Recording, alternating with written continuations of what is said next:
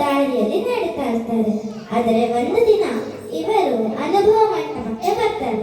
ಅನುಭವ ಮಂಟಪದಲ್ಲಿ ಅಲ್ಲಿರುವಂತಹ ಶರಣರು ಕೇಳ್ತಾರೆ, ನೀನು ಅಧರ್ಮದ ದಾರಿಯಲ್ಲಿ ನಡೀತಾ ಇದ್ದೆ, ನೀನು ಹೆಂಗೆ ನಮ್ಮ ಜೊತೆ ಇರೋಕ್ಕಾಗುತ್ತೆ ಅಂದಾಗ ಅವರು ಹೇಳ್ತಾರೆ, ನಾನು ಅಧರ್ಮದ ದಾರಿಯಲ್ಲಿ ನಡೀತಾ ಇರಲಿಲ್ಲ, ನನ್ನನ್ನ ಜನರು ಅಧರ್ಮದ ದಾರಿಯಲ್ಲಿ ನಡೆಸ್ತಾ ಇದ್ರು.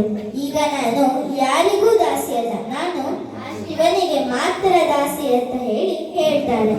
ಅಲ್ಲಿ ಒಬ್ರು ಶರಣರು ಹೇಳ್ತಾರೆ, ನೋಡಿ ಅವರ ಹೆಸರಿನಲ್ಲೇ ಇದೆ ಸಂಘವ್ವ. ಸಂಘ ಅಂದ್ರೆ ಶಂಖ, ಪರಿಶುದ್ಧತೆ ಅಂತ ಹೇಳಿ. ಗಂಗೆಯಲ್ಲಿ ಬಿದ್ದಂತಹ ಕಸವು ಸಹ ಪರಿಶುದ್ಧವಾದದ್ದೇ. ಅದೇ ರೀತಿ ನಮ್ಮ ಶರಣ ಧರ್ಮದಲ್ಲಿ ಬಿದ್ದಂತಹ ಸಂಘವನ್ನೂ ಸಹ ಪರಿಶುದ್ಧಳು ಅಂತ ಹೇಳ್ತಾರೆ. ಇವರ ವಚನಗಳ ಅಂಕಿತ ನಾಮ ನಿರ್ಲಜ್ಜೇಶ್ವರ. ಈಗ ಶರಣೆ ಗಂಗಾಂಬಿಕೆಯವರು ಬಿಜ್ಜಳ ರಾಜನ ಆಸ್ಥಾನದ ಅತ್ತಿಯಾದಂತಹ ಬಲದೇವನ ಮಗಳು. ಇವರು ಬಸವಣ್ಣನವರ ಹಿರಿಯ ಪತ್ನಿ. ಇವರು ಸಹ ಸಾಕಷ್ಟು ವಚನಗಳನ್ನ ಬರೆದಿದ್ದಾರೆ. ಇವರು ಅನುಭವ ಮಂಟಪದಲ್ಲಿ ಬಂದಂತಹ ಶರಣರಿಗೆ ದಾಸೋಹ ಸೇವೆಯನ್ನ ಮಾಡ್ತಾ ಇರ್ತಾರೆ.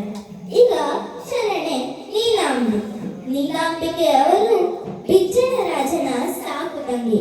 ಇವರು ಬಸವಣ್ಣನವರ ಹಿರಿಯ ಪತ್ನಿಯಾಗಿರ್ತಾರೆ. ಇವರು ಸಹ ಗಂಗಾಂಬಿಕೆಯ ಜೊತೆ ದಾಸೋಹ ಸೇವೆಯನ್ನ ಮಾಡ್ತಾ ಇರ್ತಾರೆ.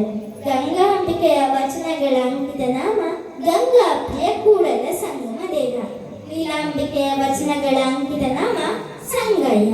ಈಗ ಶರಣೆ ಗೊಗ್ಗಬೆ ಅವರು ನಮಗೆಲ್ಲರಿಗೂ ಗೊತ್ತಿರುವ ಹಾಗೆ ಕೇರಳದ ಅಭಲೂರಿನವರು. ನಮ್ಮ ಅನುಭವ ಮಂಟಪಕ್ಕೆ ಬರೀ ನಮ್ಮ ರಾಜ್ಯದವರಷ್ಟೇ ಅಲ್ಲ ಬಂಧುಗಳೇ, ಕೇರಳದಿಂದ ಬೇರೆ ರಾಜ್ಯದಿಂದನೂ ಸಹ ಬಂದಿದ್ದಾರೆ.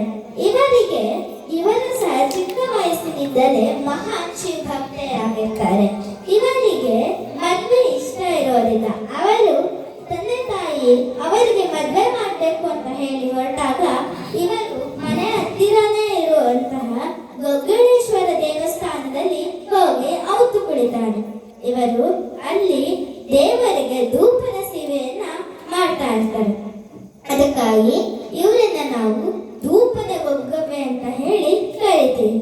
ಇವರ ವಚನಗಳ ಅಂಕಿತ ನಾಮ ನಾಸ್ತಿನಾಥ. ಈಗ ಶರಣೆ ಲಿಂಗವ್ವ.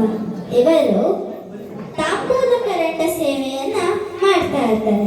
ಇವರ ಗಂಡನ ಹೆಸರು ಮಾದರ. ಇವರು ಸಹ ತಾಂಬೂಲ ಕರಂಡ ಸೇವೆಯನ್ನ ಮಾಡ್ತಾ ಇರ್ತಾರೆ. ಅದರಲ್ಲಿ ಬಂದಂತಹ ಹಣದಿಂದ ಇವರು ದಾಸೋಹ ಸೇವೆಯನ್ನ ಮಾಡ್ತಾ ಇರ್ತಾರೆ. ಈಗ ಶರಣೆ ಕೇತಲಾದೇವಿಯವರು ಕುಂಬಾರ ಜನಾಂಗದವರಾಗಿರ್ತಾರೆ. ಇವರು ಮಡಿಕೆಯನ್ನ ಮಾಡ್ತಾ ಇರ್ತಾರೆ. ಇವರು ಸಹ ಸಾಕಷ್ಟು ವಚನಗಳನ್ನ ಬರೀತಾರೆ. ಇವರ ಒಂದು ವಚನ, ಹದ ಮಣ್ಣಲ್ಲದೆ ಮಡಿಕೆಯಾಗದು, ವ್ರತಹೀನನ ಜೊತೆ ಬೆರೆಯಲಾಗದು, ಬೆರೆತರೆ ನರಕ ತಪ್ಪದು, ನಾನೊಲ್ಲ